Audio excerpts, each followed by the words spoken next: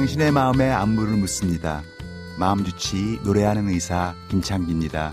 며칠 전에 한 블로그에서 일본 요양원협회에서 노인들이 지은 짧은 시를 소개한 글들을 읽고 한참 웃었습니다. 소개해드릴까요? 갑자기 의사가 친절해지는 불안. 만보계의 반 이상이 물건 찾기에 썼네. 내 이상형은 연상인데 더 이상 없네.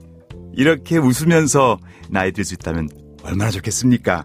그러면 무엇보다 그 시작은 마음 건강이겠죠? 이번 주 마음주치의는 대한신경정신의학회 이사장이신 강북삼성병원 정신건강의학과 오강섭 교수님과 함께합니다. 교수님 어서 오세요. 네, 안녕하세요. 반갑습니다. 반갑습니다. 노인들의 마음에 대해서 이야기해 주시겠다고요? 네.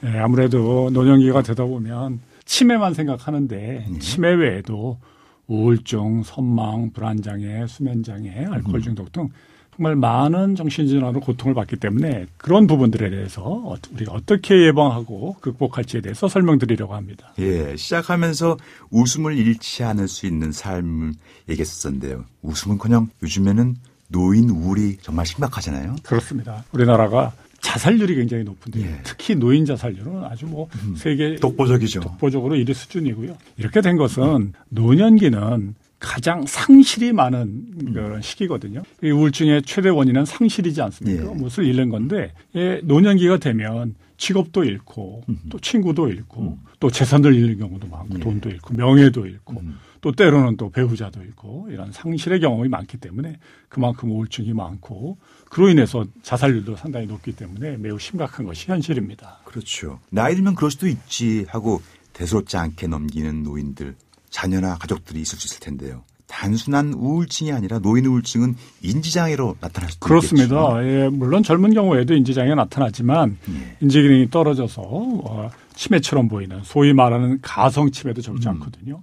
따라서 이게 우울증이 그리고 또 이렇게 가성치매가 있는 경우 진짜 치매로 가는 비율도 2배 이상 높기 때문에 예. 각별히 우리가 유의를 해야 되는 것입니다. 그러면은 우리가 우리 부모님들, 노인분들의 어떠한 행동들, 어떤 시그널들을 주의 깊게 바라봐야 될까요? 그러니까 이제 노년기에 아까 나이가 들어서 그러려니 하지만 어떤 인지 기능이 너무 지나치게 갑자기 떨어진다든지 또 그리고 어르신들은 우울한 것을 신체로 표현하지 않습니까? 자꾸 아프다. 그렇죠. 네, 전에는 그렇게까지 호소하지 않았는데 뭐 팔다리가 아프다.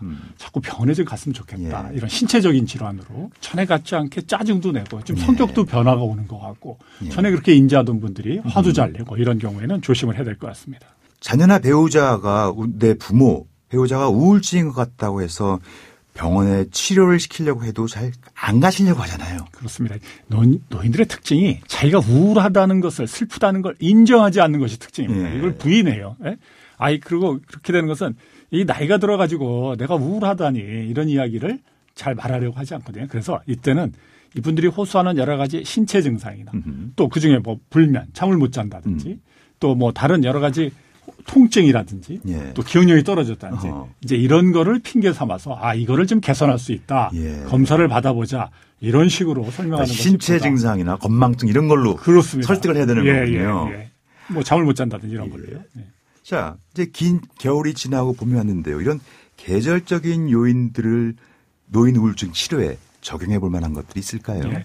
우리가 우울증 치료에 그 광치료, 광선 치료라고 해서 빛을 쬐어주는 것이 있지 않습니까? 예. 그런 것처럼 일조량을 충분히 하게 하는 것 그런 것도 있고 또 요즘에 이제 코로나 시대 때문에 특히 어르신들이 어디 접촉할 대상들이 없거든요. 그렇죠. 최근에 아주 그 흥미로운 연구가 있었는데 손자나 이렇게 자제들이 한 달에 한 번 찾아오는 것하고 일주일에 한 번씩 문자나 어떤 메시지를 보내서 소통하는 것, 전화를 하는 것 이런 걸 비교해 봤더니 오히려 이 어르신들은 한 달에 한 번 찾아오는 것보다 보다 자주 일주일에 한 번 전화나 문자나 메시지를 하는 것들을 더 선호하더라. 그게 그걸 더 좋아하시더라는 그런 연구가 있어요. 여러분들 잘 기억해 두셔야겠네요. 네, 코로나 시대에 접촉이 어려운 만큼 그런 것들을 활용해서 비대면 접촉을 좀 강화하는 것들 이런 것들도 큰 도움이 될 것 같습니다. 짧게라도 자주 연락을 하고 안부를 묻자라는 오강섭 교수님의 따뜻한 마음 처방전 감사합니다. 네, 감사합니다.